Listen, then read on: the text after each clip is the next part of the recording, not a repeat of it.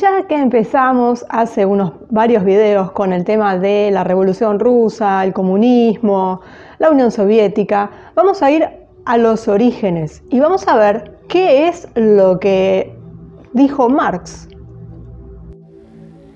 En el pensamiento filosófico y político de Karl Marx, en el que hay, además de la tradición del utilitarismo y la economía política clásica, elementos derivados tanto de la filosofía hegeliana como del positivismo de Augusto Comte, también hay una gran influencia en el desarrollo de la teoría sociológica. Y bueno, Karl Marx nació en Renania en 1818, estudió Derecho en Bonn y Filosofía en Berlín, donde entró en contacto con la filosofía de Hegel. Luego se trasladó a París por motivos de represión por parte del gobierno prusiano y ahí conoció a Engels. Los dos se hicieron amigos y juntos en 1848 publicaron el famoso Manifiesto del Partido Comunista. Luego Marx se trasladó a Londres, un previo paso por Bélgica. Ellos escribieron y publicaron Economía Política y El Capital o Das Kapital. Aunque no desarrolló una teoría sociológica real, Marx influyó profundamente en la sociología posterior, convirtiéndose en un punto de referencia tanto para quienes comparten la teoría como para los que no. El pensamiento de Marx pretende desarrollar una teoría científica de las leyes que gobiernan la historia y la dinámica social. No adopta ni se inspira en el modelo comtiano del progreso como desarrollo único, sino que adopta el modelo dialéctico de Hegel, según el cual la historia evoluciona a través de conflictos y contradicciones. Marx interpreta la dialéctica como un principio activo que opera dentro de las condiciones materiales y las relaciones socioeconómicas. Cree que la evolución histórico-social está determinada por las contradicciones objetivas ligadas a la disponibilidad de recursos, incluidos los naturales, y a las relaciones de producción. Mientras que desde el punto de vista sociológico, Marx quiere decir teoría dialéctica como algo que se caracteriza por la relevancia que el conflicto asume en ella en las relaciones sociales, el modelo dialéctico se articula a partir de una idea de sociedad como totalidad, es decir, un conjunto de elementos en relación recíproca entre ellos. La totalidad se concibe de manera diacrónica, es decir, un proceso en continua transformación, cuyo movimiento está determinado por las contradicciones objetivas que emergen paulatinamente en la realidad social a través de estructuras materiales y relaciones sociales. En Marx, los verdaderos protagonistas de las transformaciones sociales son las clases sociales, y entiende la clase social como el conjunto de individuos que se encuentran en la misma posición dentro del sistema social. Los miembros de una clase social se presentan todos de la misma manera y tienen el mismo acceso a los recursos económicos y sociales. Sobre esta base también se configuran las formas culturales o subculturales propias de la clase a la que pertenecen, que definen con precisión el estilo de comportamiento de ese individuo. La pertenencia a una clase social está determinada principalmente por el nacimiento y el proceso de socialización en los primeros 20 años de vida, y posteriormente depende de las elecciones que el individuo haga con respecto al trabajo. La clase es un factor que existe independientemente de la conciencia. Los individuos pueden pertenecer a él y por lo tanto debe considerarse como una clase en sí misma. Si los individuos se dan cuenta de que pertenecen a esa clase en particular, se convierten en una clase por sí misma. Por lo tanto, cuando una clase se vuelve consciente, también puede convertirse en un sujeto político, que promueve incluso cambios revolucionarios en el orden social. Otro concepto clave de la sociología, pero también del pensamiento de Marx en general, es el de alienación. El concepto de este término hay que entenderlo en referencia a la teoría de la actividad productiva como esencia del hombre, es decir, el trabajo es la objetivación de la vida genérica del hombre. La palabra alienación tiene varios significados según en qué doctrina se lo utilice, porque tenemos la alienación como palabra que se utiliza dentro de la medicina, por ejemplo, dentro de la economía. Bueno, en este caso, el significado que se le daría es algo así como una especie de cosificación o de separación de la propia sustancia, podríamos decir. Entonces, la alienación toma 4 pasos, según Marx. La alienación del objeto, la alienación del proceso de producción, la alienación de uno mismo y la alienación de la comunidad a la que pertenece. La principal causa de la alienación es, por lo tanto, para Marx, la propiedad privada, el capital. Porque, digamos que el capitalista tiende a apropiarse de la producción del trabajador para enriquecerse, según su teoría. Esto evita que se sienta satisfecho en gran medida. La realización del hombre se encuentra, según Marx, en el objeto de su producción, por lo tanto, de la actividad productiva y obrera. Aboliendo la propiedad privada y la economía de cambio, el hombre puede liberarse. En esta perspectiva, el comunismo, que es el socialismo que él promueve, digamos, parece ser el verdadero camino de salvación. Para Marx es la única solución al contraste entre el hombre y la naturaleza. La situación de alienación en la que se encuentra el hombre es, por lo tanto, culpa del capitalismo. Esta situación se basa en la sustitución del valor de uso ligada a las necesidades afectivas del hombre. El valor de cambio aliena al individuo de su objeto porque es un objeto de cambio o mercancía. Por supuesto que la teoría comunista, según propias palabras de Karl Marx, se puede resumir en una sola frase: abolición de la propiedad privada. Por lo tanto, podemos señalar que el pensamiento de Marx es principalmente un pensamiento de carácter utópico. A Marx le gustaría eliminar las diferencias entre las clases sociales. Por eso incluso con su obra intenta dar soluciones para modificar el capitalismo que se instauró. Pero cuando se pretende llevar esto a la realidad, es decir, a la práctica, vemos que es imposible, así como se lo presenta. Además,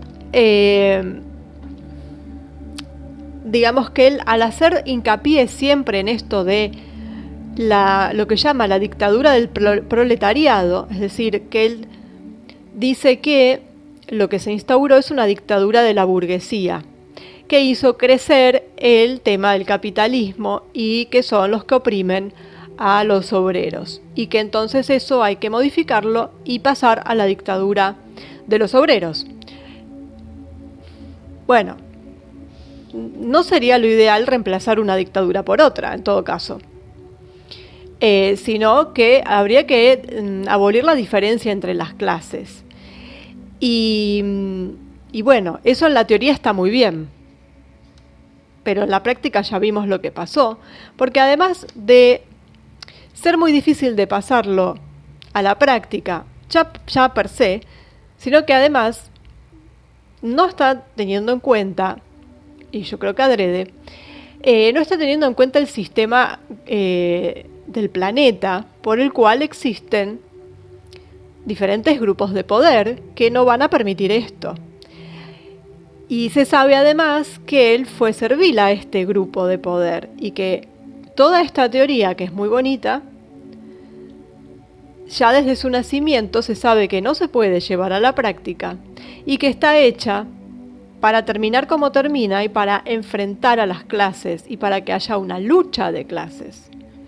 Que si bien, según su teoría, siempre existió y es la causa de todos los males, lo que está haciendo es fomentándola, tirándole nafta al fuego, digamos. Y a partir de ese momento, a partir del momento en el que él y Engels presentan esta teoría,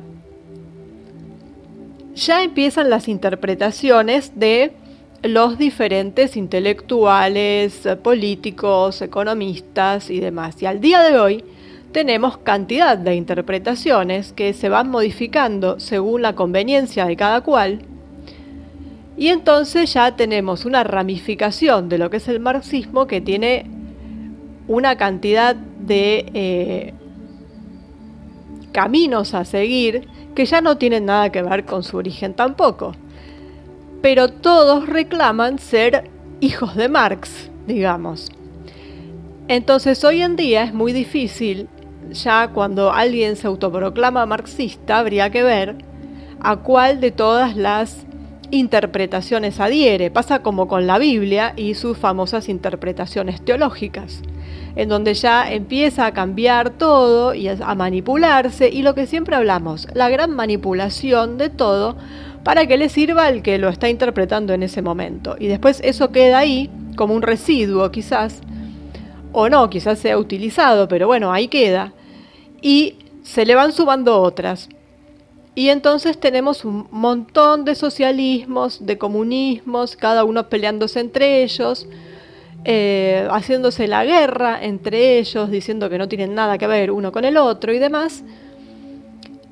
Y la manipulación que después lleva a eso, a lo que hoy se conoce como el socialismo cultural, que es otra cuestión, que es algo moderno y que tiene que ver con todo lo que está pasando hoy en día, que tiene que ver con las agendas, y que es esto de los diferentes movimientos, los colectivos, lo que se llaman los colectivos, y que se autoproclaman salir de esta teoría, en donde digamos que tampoco es que son mencionados, pero bueno, se desprenden de ahí, pero no se lo podemos endilgar a Marx, eso vino después con todo el manejo que hicieron.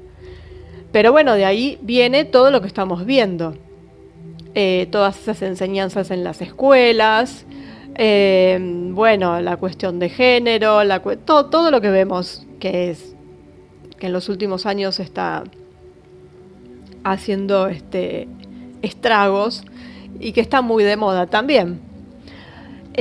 Así que bueno, por marxismo, como está marcado en el mapa, tenemos esta concepción que es la más antigua, que es la original, digamos, lo que se escribió en Das Kapital, que tiene que ver con esto y que realmente es utópico.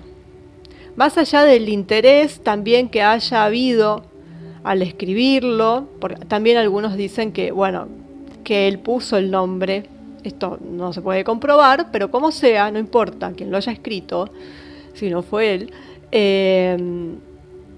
también hay un interés en que haya encontronazos entre las clases y enfrentar, sobre todo a la burguesía con el proletariado, porque no está hablando de la nobleza, donde supuestamente siempre estaba el problema, y que era la que concentraba el poder y todo lo demás. De esa parte no se habla porque las élites pertenecen a esa clase.